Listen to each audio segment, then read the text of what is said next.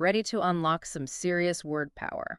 I am so ready. You've sent over a ton of fascinating information on learning English, Yeah. specifically ways to boost vocabulary, and I am so here for it. Me too. We're diving deep into why a strong vocab even matters, Okay. the surprising science behind remembering new words, Right. and trust me, Yeah. I walked away with some really practical tips from these experts. Awesome. It's amazing how much language learning overlaps with Really is. memory and even professional success. Yeah.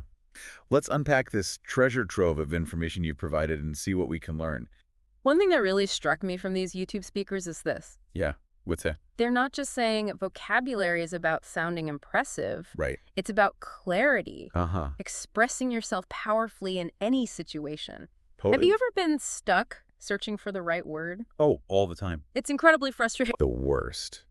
And this source takes it a step further, highlighting how vocabulary is crucial in so many areas of life. Really? Whether you're crushing a job interview or just writing emails that get your point across effectively. It impacts us on so many levels. One thing I found fascinating was the emphasis on actually writing down new words. Oh, interesting. The source suggests this physical act can really solidify them in your memory. Really? Such a simple yet powerful idea. It's true. This actually taps into the power of active learning. Oh, wow. When you write something down, you're engaging different parts of your brain, Interesting. making that information stick much better than if you were just listening passively. That's so interesting. And speaking of memory, get this. Okay. The source says we forget a huge chunk of new words if we don't review them. Yeah, that makes sense. Up to 75%. Wow. Let that sink in for a moment. 75%. That's a huge chunk of potential vocabulary lost. It is, and that's where the concept of spaced repetition comes in. Space repetition. The source recommends revisiting new vocabulary several times after an hour, a day later, then again after a few days. Got it. This strategic review helps combat that forgetting curve and helps move words into long-term memory. So we're actively fighting against our brain's natural tendency to forget. Yeah, pretty much. I like it. But how do we make sure encountering new words doesn't feel like a chore? That's where I thought this next point was so insightful. Let me guess, reading. You got it. The source really drives home the point that reading is like a superpower for vocabulary building. It is. And it's not just about seeing new words, Right. but understanding them in context. Precisely. Context provides those valuable clues about a word's meaning and how to use it correctly. Okay. The source gives a great example about a girl finding something glittering and shimmering. We can infer what those words mean based purely on the situation. It's like those words around the new word become mini definitions, helping you crack the code. Okay, this next part is where things got really interesting for me. Oh, yeah. The source dives into this whole debate about grammar. Some experts in the source were all about how crucial grammar is, Right. while others thought it wasn't that essential, Okay. at least not for speaking fluently. Yeah. What's your take on that? It's a debate that's been going on in the language learning world forever, and this source does a fantastic job of presenting compelling arguments on both sides. I know, right? Yeah. It really got me thinking. What resonated most with me was how they highlighted the nuance of it all. Yeah, the nuance is important. It is. On one hand, you have grammar providing this essential structure and clarity. Yeah. It helps us think logically and express ourselves accurately, which is super important in written communication. Right. Like if you're writing an important email or trying to, impress a potential employer with your cover letter, It's huge. it's huge. Yeah. But then on the other hand, Right. there's fluency and natural communication, which are also essential, especially when you're speaking. Right. Maybe finding that balance is key. It makes sense. Yeah. So on a more practical note, Okay. this source is like a treasure chest of actionable tips. I like it. Reading regularly in English, Yeah. even just squeezing in 20 minutes a day, seems like a no-brainer. Absolutely.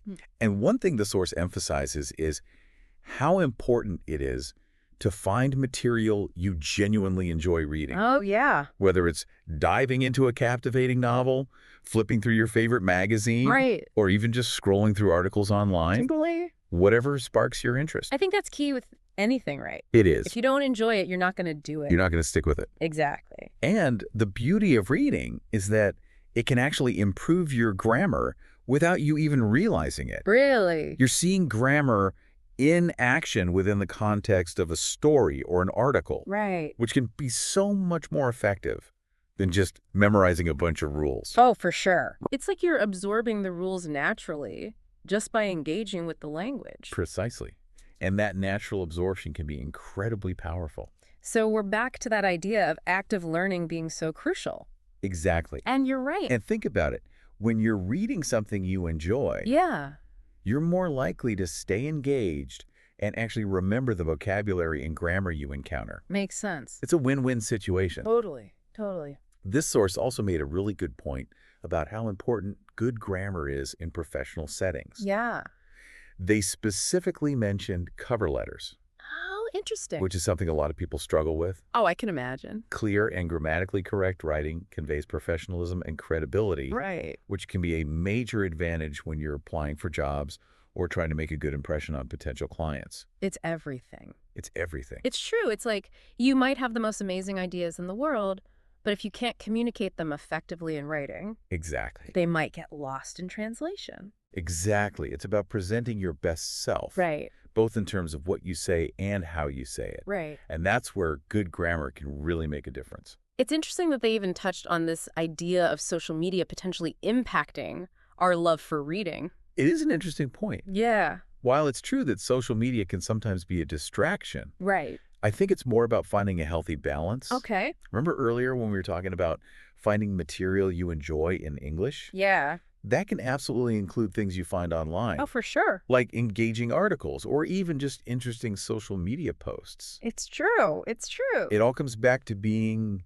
intentional with your time Right. and finding ways to weave learning into your everyday life, no matter what you're doing. It's about being mindful, right? Exactly. Yeah. And that's what I appreciate about this source. Yeah. It reminds us that language learning doesn't have to be this tedious chore. Right. It could be a fun, enjoyable journey of discovery and personal growth. Totally. Yeah. For sure. For sure. And it can even open up a whole new world of connection with people from different cultures and backgrounds. That's huge. Huge.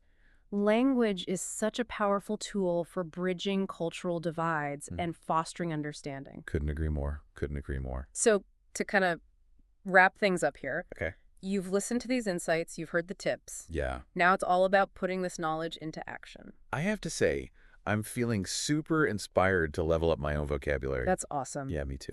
And remember, Yeah. language learning is a process, a journey, not a race. Okay, I like that. Be kind to yourself, Mm. celebrate those small victories along the way, Small victory. and most importantly, enjoy the process of broadening your linguistic horizons. I love it. Now, I'm curious, what resonated most with you from everything we've discussed today? What will you take action on? That's a great question.